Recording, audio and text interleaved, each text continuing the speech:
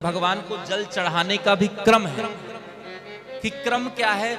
यह पार्थिव शिवलिंग अगर आपकी समक्ष विद्यमान है तो कभी भी पार्थिव शिवलिंग में जब जल जहां से प्रवाहमान हो रहा है ना, अर्थात जहां से बह रहा है उत्तर की ओर, यह उत्तर है ना, उत्तर की ओर प्रवाहमान हो रहा है, इस ओर खड़े होकर कभी जल भगवान को मत चढ़ाइए। श्रेष्ठ जगह कौन सी है तो कहा दक्षिण की ओर खड़े होकर उत्तर की मुख कर कर भगवान को जल चढ़ाएं।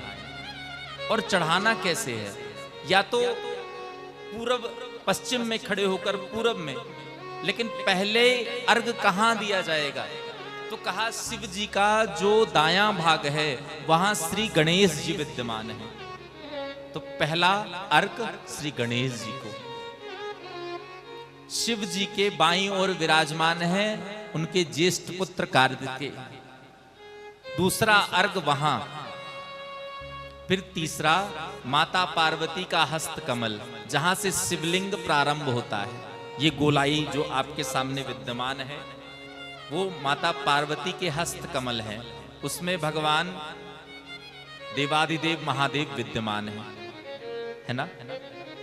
तो तीसरा जल जो आप चढ़ाएंगे वो माता पार्वती के उस हस्त कमल में चढ़ाना चाहिए। चौथा जो जल है वो भगवान देवादिदेव महादेव को चढ़ाना चाहिए। पांचवा जल जो जलहरी लगी है उसमें रखना चाहिए। छठवां जल उत्तर दिशा की ओर जो भगवान का शिवलिंग है जहां से जल प्रवाहमान हो रहा है वहां पर एक उठा हुआ स्थान होता है अशोक सुंदरी का। भगवान भोलेनाथ की पुत्री हैं।